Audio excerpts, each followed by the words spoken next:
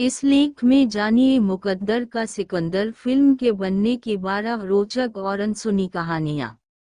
जिंदगी तो बेवफा है, एक दिन ताउका की मौत महबूबा है अपनी साथ लेकर जाएगी।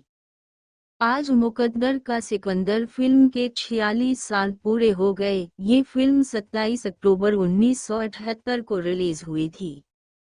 फिल्म को डायरेक्ट किया था प्रकाश मेहरा ने, गीत संगीत कंपोज किया था कल्याणजी आनंद जी ने। फिल्म के सभी गीत अनजान जी ने लिखे थे, सिवाय एक को छोड़कर। वो एक गीत जो अनजान जी ने नहीं लिखा था उसके बोल थे, सलामे इश्क मेरी जंग, जरा कबूल कर लो। ये वाला गीत प्रकाश मेहरा ने खुद लिखा था।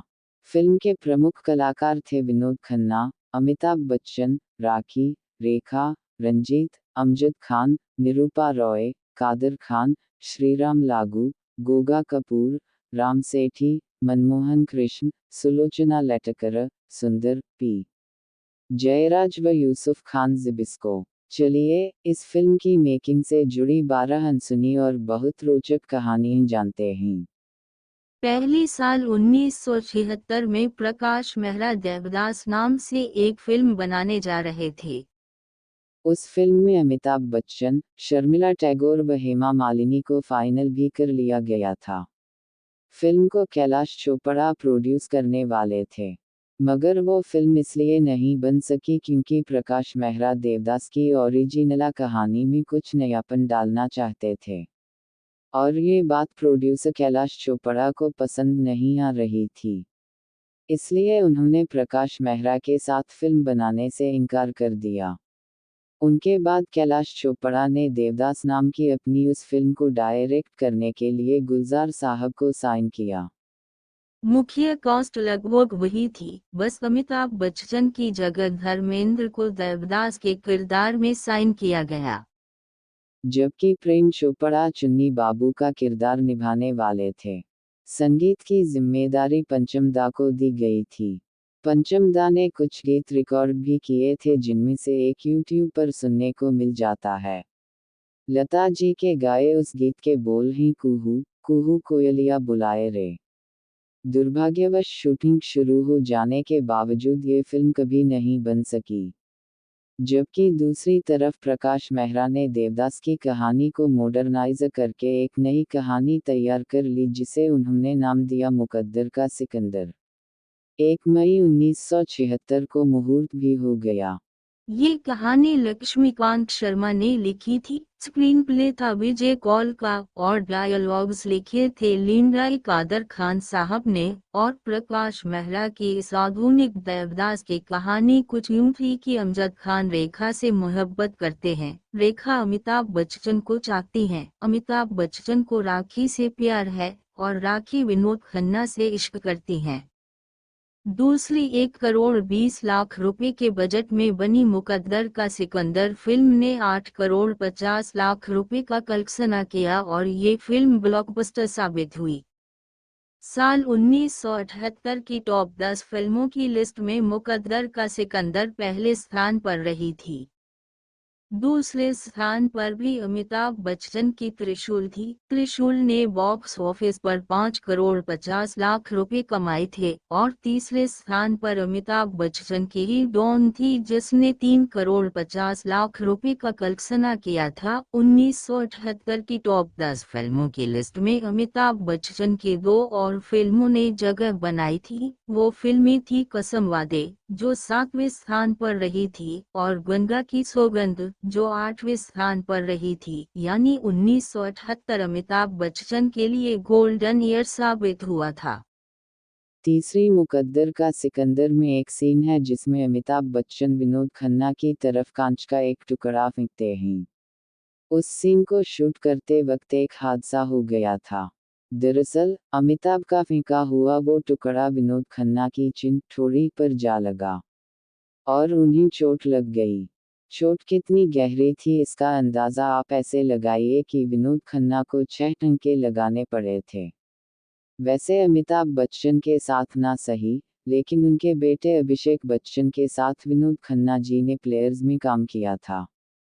चौथी मुकद्दर का सिकंदर अमिताभ और प्रकाश मेहरा की जोड़ी की इकलौती ऐसी फिल्म है जिसमें अमिताभ बच्चन के किरदार की फिल्म के आखिर में मौत हो जाती है। इसके अलावा प्रकाश मेहरा की कोई और ऐसी फिल्म नहीं है जिसमें अमिताभ बच्चन ने काम किया हो और उनके किरदार की मृत्यु हुई हो।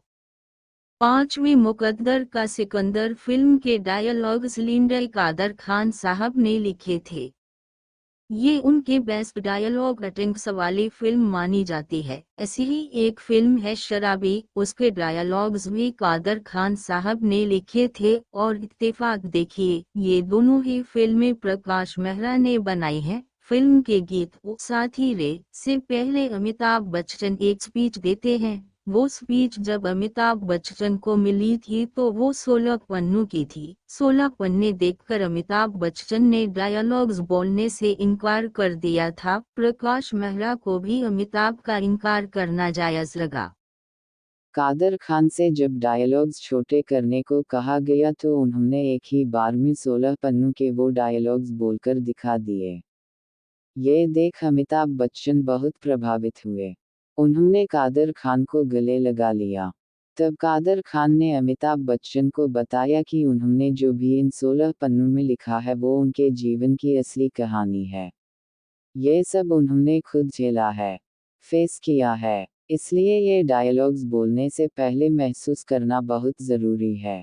अगर महसूस होने लगे तो फिर ये लाइनें खुद ब खुद याद हो जाएंगी। फिर तो वाकई में अमिताभ बच्चन ने उन डायलॉग्स को कुछ ऐसे महसूस किया कि जब उनका आउटकम आया तो कमाल ही हो गया। छठी ये बात भी अपने आप में अनोखी है कि मुकद्दर का सिकंदर फिल्म में रंजीत ने विलनिया सा रोल निभाया था। एक अच्छा खासा रोल। लेकिन फिर भी इस फिल्म में अमिताभ और रंजीत का एक साथ कोई सीन नहीं है। और ये दूसरा मौका था जब अमिताभ बच्चन और रंजीत दोनों किसी फिल्म में साथ काम कर रहे हों, लेकिन उनका कोई सीन एक साथ ना हो। पहली दफा ऐसा रेशमा और शेरा फिल्म के वक्त हुआ था।